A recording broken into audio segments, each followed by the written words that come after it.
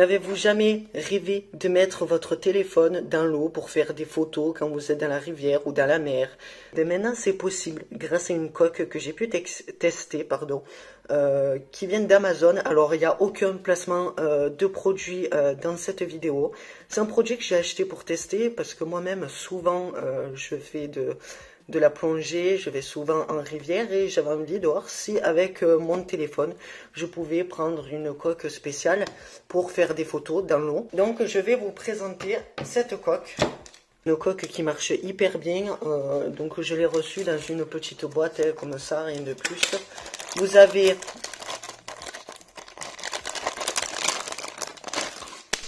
une petite dragonne que vous attachez sur la coque, ici, là.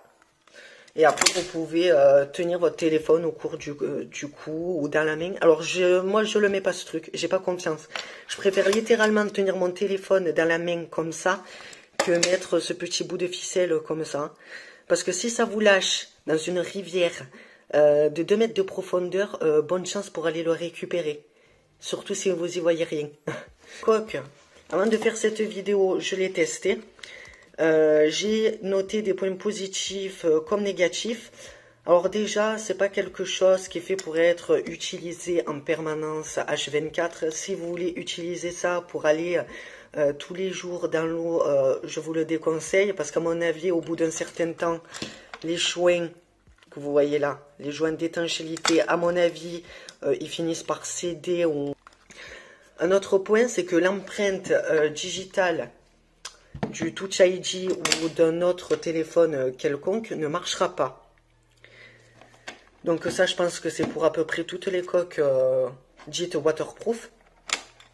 Après, niveau qualité photo, franchement, ça passe. On s'en rend pas compte qu'il y a un fil plastique. Aucun souci. Niveau étanchéité de l'eau, aucun souci. Il n'y a pas d'eau qui rentre. Par contre, ce que je vous conseille fortement, c'est de tester quand vous achetez des coques comme ça. Vous prenez un bout de tissu, vous le mettez dedans, vous laissez la coque tremper dans l'eau pendant une trentaine de minutes, histoire de voir si l'eau rentre. N'allez pas sacrifier votre téléphone directement. Ce serait trop risqué et ça servira à rien. Un autre défaut, c'est que souvent, quand c'est dans l'eau, normalement, le tactile est censé fonctionner. Et j'ai essayé et ça marche pas toujours. Des fois, le tactile de l'écran ne marche pas. Donc pour l'utiliser sous l'eau, c'est pas forcément pratique. Le tactile se met à bugger, à ouvrir d'autres applications. C'est pas en permanence, mais ça arrive très régulièrement. A priori, il apprécie. Est-ce que le tactile fonctionne? Non. Il ouvre des trucs. Après, comme je vous dis, c'est une coque à 8 €. Ceci. Donc pour 8 €, ça peut dépanner. Vous lancez l'enregistrement avant d'aller dans l'eau. Vous continuez comme ça et il n'y a aucun souci. Donc de ce que j'ai pu trouver pour l'IPX8, j'ai fait des recherches sur internet. Donc je vous mettrai le lien que j'ai trouvé, la source. Donc habituellement, normalement, ça veut dire que c'est résistant jusqu'à 2 mètres de profondeur pendant 30 minutes. Donc ce truc devrait résister à 2 mètres pendant 30 minutes de profondeur. Je vais tester pour voir. Parce que normalement, quand il y a des normes IPX8, ça doit être accompagné d'une mention de profondeur par le fabricant. Et là, sur ce produit, je ne l'ai absolument pas. Donc on sait juste qu'il est IPX8 et voilà quoi, waterproof et puis débrouillez-vous. Et ça, c'est assez dommage. Même si je peux vous assurer que ça résiste sous l'eau. Donc maintenant, on va passer au test de ce produit. Est-ce que je vous le recommande? Pourquoi pas, si c'est de temps en temps, histoire de sortir, de faire quelques photos sous l'eau, pourquoi pas. Après, si vous n'avez pas les moyens de l'acheter ou si vous n'avez pas confiance à ce genre de produit, j'ai un autre moyen simple. Si vous êtes dans la piscine et que vous voulez faire des photos sous l'eau, vous prenez un verre, vous le mettez sous l'eau, mais en sorte que l'eau ne rentre pas dans le verre. Donc pour vous faire un exemple beaucoup plus précis, vous mettez votre verre dans l'eau, que l'eau s'arrête à ici. Vous prenez votre téléphone et vous le rentrez. Voilà, comme ça vous voyez tout ce qui se passe au fond de l'eau.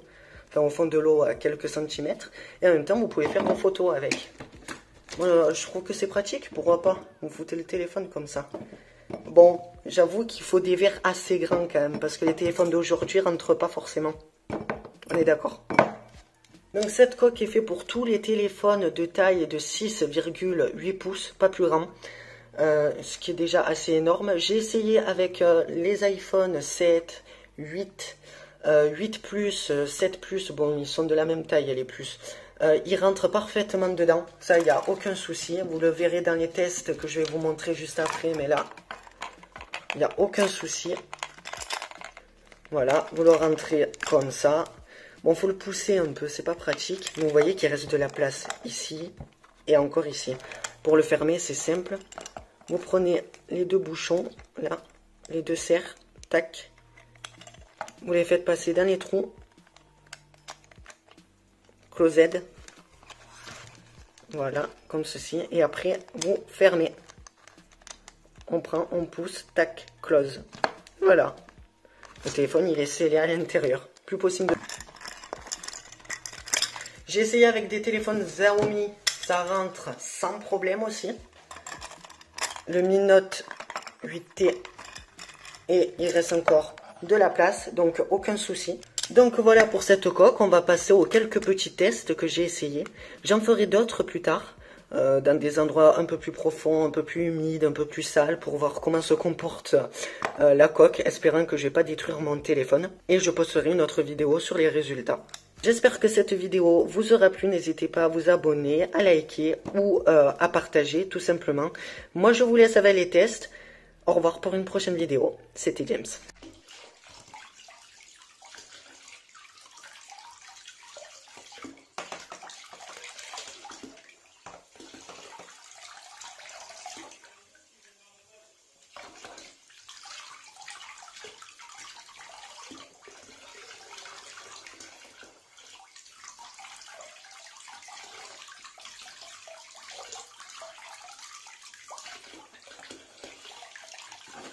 Donc là, il doit sonner. Je pars dans le principe que le fait qu'ils soient enfermés dans une case, dans une protection où il y a de l'air quand même, parce que ça se voit, il y a des bulles et tout.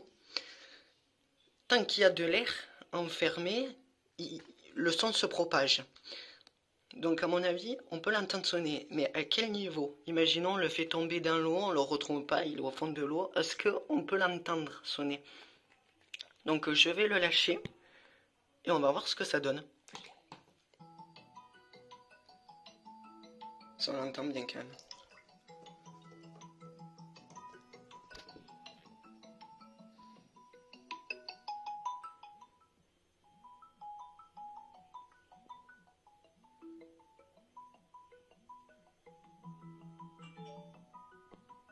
Si, on l'entend bien. Est-ce que je peux l'arrêter en mettant sous l'eau? C'est quand même assez galère. Ben, il s'est éteint.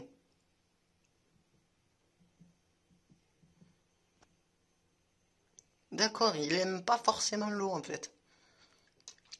J'ai l'impression que ça fait bugger le capteur infrarouge quand il détecte s'il y a votre visage ou non sur le téléphone.